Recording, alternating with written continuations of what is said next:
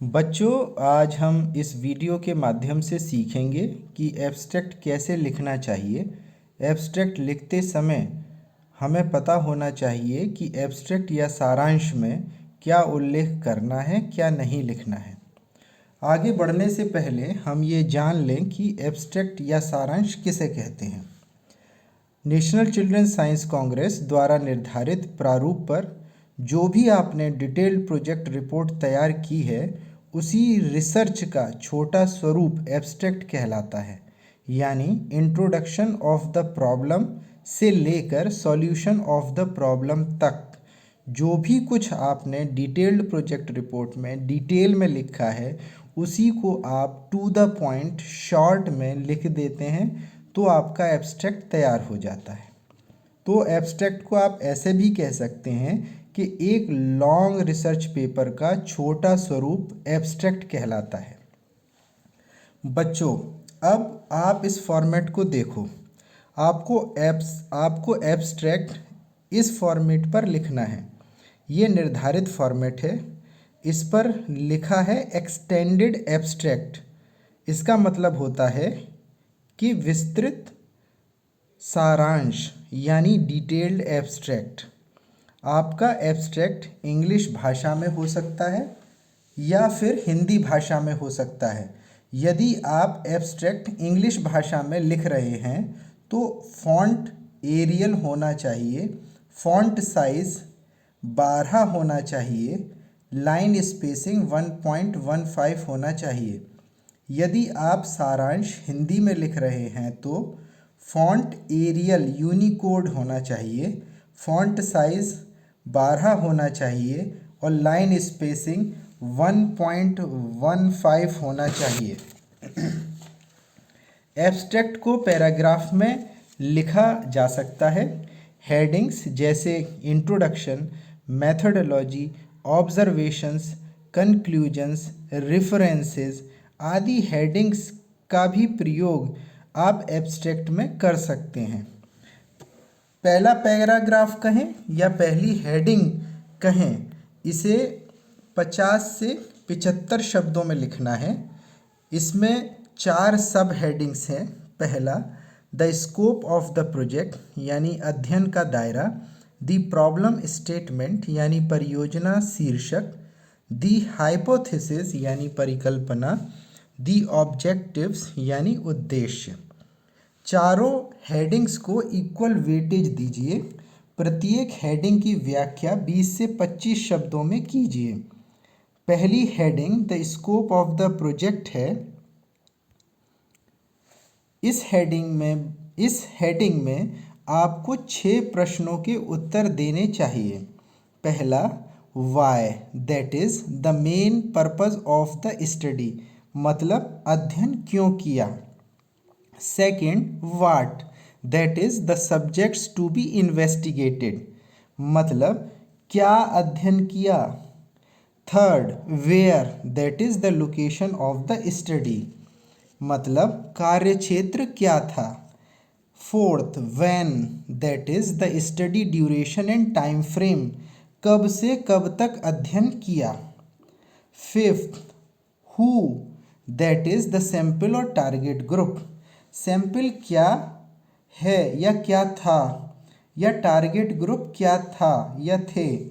जैसे आपने किसी समस्या का अध्ययन किसी गांव में किया तो उस गांव में कितने परिवार थे और आपने कितने परिवारों का अध्ययन में शामिल किया, आपने कितने परिवारों को अध्ययन में शामिल किया। सिक्स्थ क्वेश्चन है how, that is how the study be conducted, यानी कैसे अध्ययन किया। दूसरी सब हेडिंग है प्रॉब्लम स्टेटमेंट, दैट इज परियोजना शीर्षक, जो भी स्थानीय समस्या आपने चुनी थी उसके बारे में लिखिए।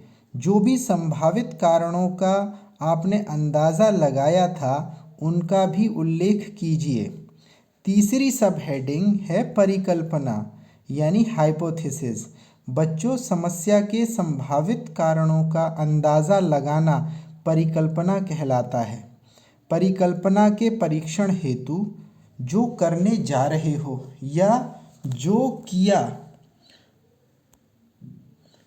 जो किया उसे उद्देश्य या ऑब्जेक्टिव में लिखना है। इंट्रोडक्शन या प्रस्तावना जो कि पहली हेडिंग है, उसके बाद दूसरी हेडिंग है मेथडोलॉजी। यानी आपने पहली हेडिंग इंट्रोडक्शन में लिखा समस्या क्या थी, क्यों चुना, समस्या के संभावित कारणों के आधार पर परिकल्पना क्या थी और परिकल्पना के आधार पर जो उद्देश्य निर्धारित किए वह क्या थे। बच्चों, मेथडोलॉजी में लिखना है कि डेटा या आंकड़े कैसे इकट्ठा किए, प्रयोग किया, सर्वेक्षण किया या अवलोकन किया, कैसे किया। इस भाग में संक्षिप्त में सटीक टू द पॉइंट लिखना है। इसे 150 शब्दों में लिखना है। मेथडोलॉजी के बाद तीसरी हेडिंग है ऑब्जर्वेशन यानी बच्चों, ये हेडिंग अत्यंत महत्वपूर्ण है क्योंकि आपने जो डेटा कलेक्ट किया फिर उसे टेबुलेटेड किया और टेबल्स के आधार पर ग्राफ्स बनाए। आप एब्स्ट्रैक्ट में 2 टेबल और 2 ग्राफ को रख सकते हैं। इसी भाग में आपको संक्षिप्त में आंकड़ों का विश्लेषण करना है और विश्लेषण के आधार पर समस्या का समाधान करना है।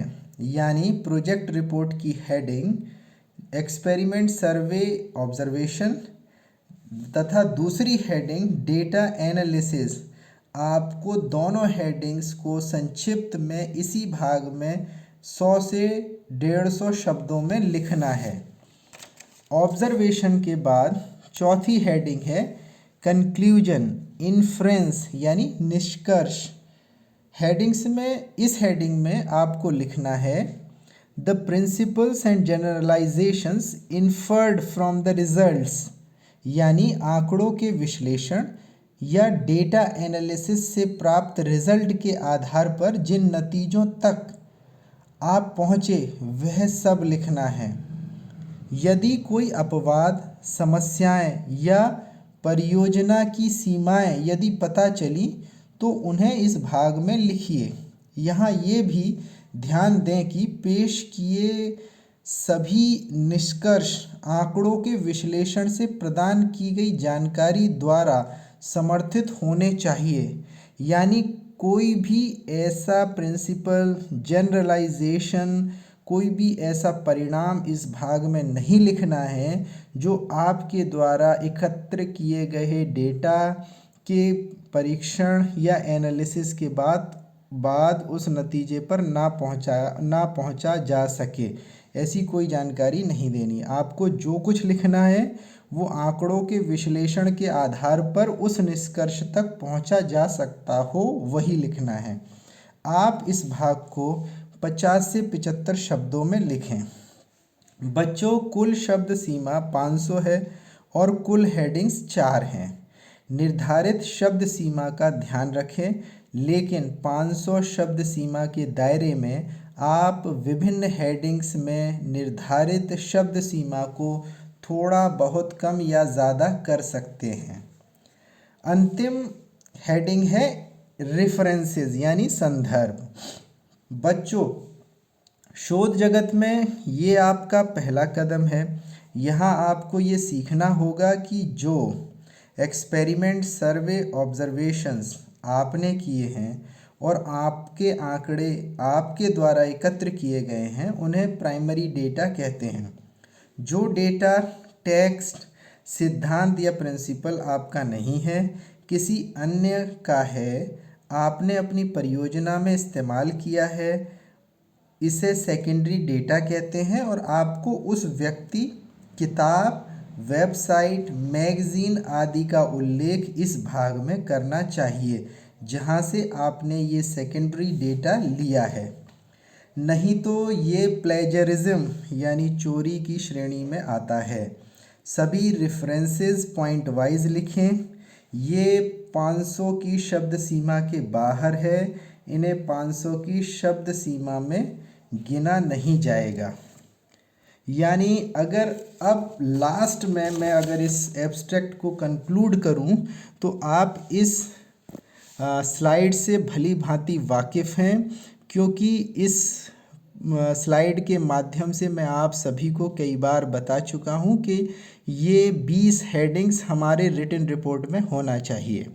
इसमें पहला कवर पेज, दूसरा फॉर्म ए, तीसरा एब्स्ट्रैक्ट, चौथा इंडेक्स, पांचवी हेडिंग है मैप, सिक्स्थ हेडिंग है introduction, seventh reason of selection, eighth hypothesis, ninth objectives, 10th methodology, 11th action plan, 12th experiment survey observation and data collection, 13th analysis of data, 14th result and conclusion, 15th solution of the problem, 16th impact on society, 17th heading follow up action, 18th heading acknowledgement, 19th heading references and 20th heading enclosure।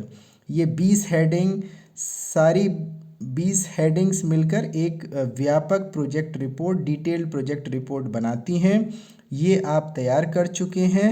हम जब abstract लिखते हैं तो heading number 6 यानी introduction, reason of selection, hypothesis and objective यानी 6 to 9th heading, इसको हम लोग डिटेल्ड एब्स्ट्रैक्ट जब हम तैयार करते हैं तो इसे इंट्रोडक्शन के भाग में लिखते हैं। इन हेडिंग्स को, इन 4 हेडिंग्स को, इंट्रोडक्शन क्यों, समस्या क्या है, रीज़न ऑफ सिलेक्शन क्यों चुना, हाइपोथेसिस यानी परिकल्पना और ऑब्जेक्टिव उद्देश्य, ये पहली हेडिंग इंट्रोडक्शन का हिस्सा है।